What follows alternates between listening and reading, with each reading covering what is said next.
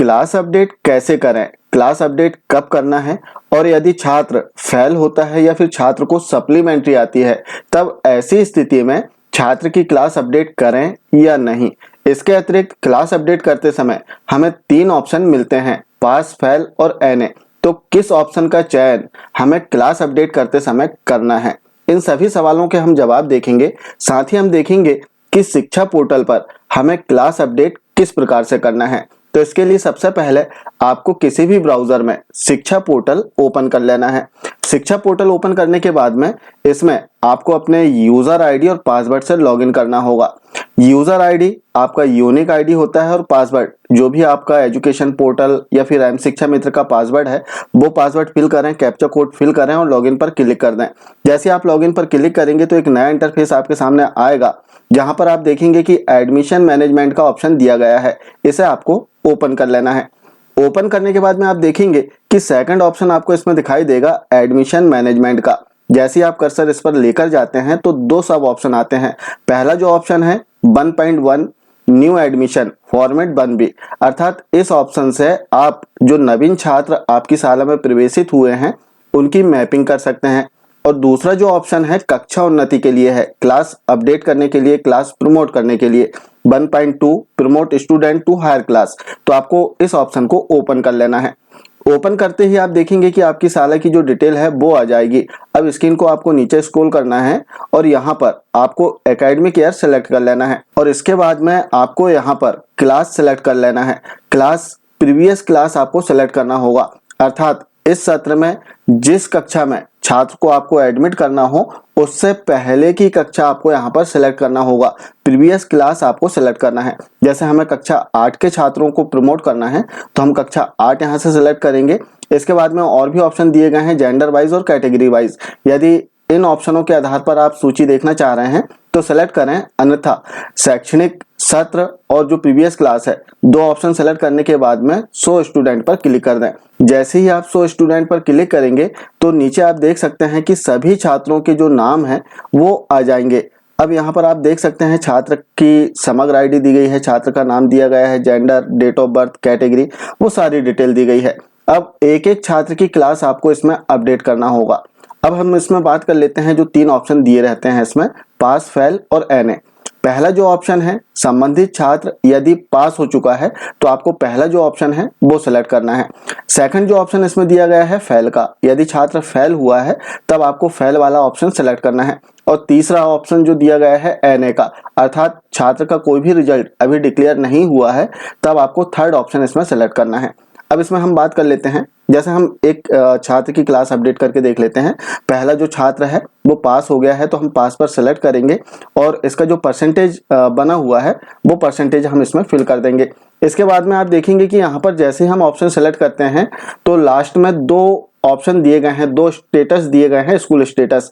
यदि हम पास पर क्लिक करते हैं और हमारी अंतिम कक्षा के छात्र को हम पास कर रहे हैं तो जो अदर वाला स्टेटस है वो ऑटो सेलेक्ट हो जाएगा और फ्रीज हो जाएगा।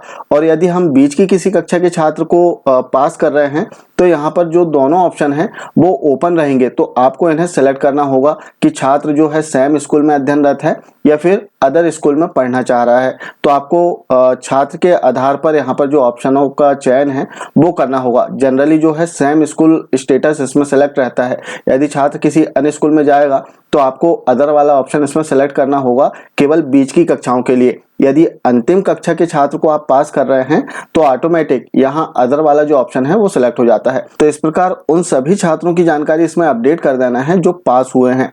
फेल या फिर सप्लीमेंट्री वाले छात्रों के लिए अभी जानकारी आप अपडेट ना करें, उसके लिए हम आगे देखेंगे कि क्या करना है। आपने जो पास हुए छात्र उनकी जानकारी दर्ज कर दिया सभी छात्रों की, और लास्ट में स्क्रीन पर आप देखेंगे कि कैप्चा कोड दिया है, इसे आपको फिल करना है और इसके बाद में रजिस्टर स्टूडेंट पर क्लिक कर देना है। जैसे आप क्लिक करेंगे तो यहाँ पर एक सक्सेस का मैसेज आ जाएगा, request has been saved successfully for academic year. जो भी एकेडमिक ईयर होगा उसका नाम आ जाएगा। अब आपको क्लोज कर देना है और इसमें आप देखेंगे कि जिस छात्र की आपने क्लास अपडेट किया है उसकी डिटेल यहाँ पर दिखाई दे रही है और यहाँ पर अन्य जो ऑप्शन है वो फ्रीज हो चुके हैं। अब इसकी कोई भी जानकारी इसमें अपडेट आप नहीं कर पाएंगे। सेकंड इसमें बता दें कि जैसे हमारी अंतिम कक्षा का छात्र था, हमने क्लास अपडेट कर दिया। अब संबंधित जो छात्र है जिस शाला में प्रवेश लेगा वहां पर मैपिंग हो जाएगी, तो यहाँ से छात्र का नाम हट जाएगा। अब हम बात करते हैं शेष जो दो ऑप्शन इसमें दिए गए हैं, फेल और एनए का, तो इसमें क्या करें।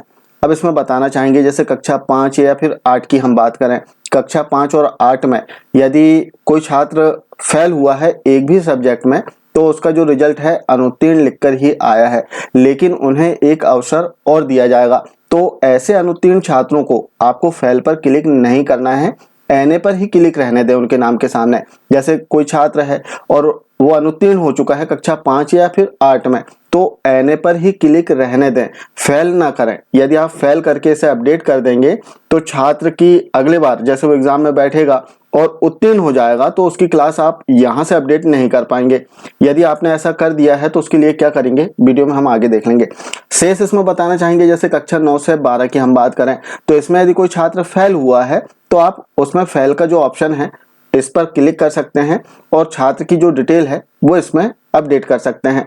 लेकिन कक्षा 5 या फिर 8 की हम बात करें, यदि छात्र का रिजल्ट फेल आ रहा है वर्तमान में और उसे एक अवसर और दिया जाएगा, तब ऐसी स्थिति में इन छात्रों को आप फेल पर क्लिक ना करें, उन्हें एनए पर ही क्लिक रहने दें और इसके बाद इसे अपडेट कर दें। जब छात्र हो सकता है कि परीक्षा में बैठेगा और पास हो जाएगा, जब छात्र पास हो जाएगा तो पास पर क्लिक करना है, उसका जो परसेंटेज है वो यहाँ पर फिल कर देना है और फिर इसी तरह से आपको इसकी जो क्लास है वो अपडेट कर देना है। यहाँ पर बताना चाहेंगे कि कक्षा 8 या फिर 5 यदि आपकी अंतिम कक्षा है तो छात्र के नाम यहाँ से अभी नहीं हटेंगे जब तक कि छात्र किसी अन्य शाला में मैप ना हो जाए। अब हम बात करते हैं कक्षा 5 और 8 के छात्रों की, यदि फेल पर क्लिक करके आपने क्लास अपडेट कर दिया है तब क्या करेंगे। तो ऐसी स्थिति में अब चूंकि आपने क्लास अपडेट तो कर ही दिया है, इसमें अब करना क्या होगा, जैसे कक्षा 6 में छात्र प्रवेश लेगा तब ऐसी स्थिति में छात्र को आपको अपने लॉगिन आईडी से अनमैप करना होगा। अनमैप करने के लिए आप यहाँ पर देखेंगे कि टीसी मैनेजमेंट का ऑप्शन दिया रहता है। इस पर क्लिक करने के बाद में आपको यहाँ से उसकी जो टीसी है वो रजिस्टर्ड कर देना है, अर्थात उसकी टीसी ऑनलाइन इशू कर देना है। जैसे आप ऑनलाइन टीसी इशू करेंगे, छात्र को अनमैप करेंगे आपके लॉगिन आईडी से, तो छात्र 24 घंटे के बाद में किसी अन्य शाला में मैप हो जाएगा। तो आशा है जानकारी आप समझ पाए होंगे। मिलते हैं कुछ इसी प्रकार की जानकारियों के साथ में नेक्स्ट वीडियो में, तब तक के लिए जय हिंद।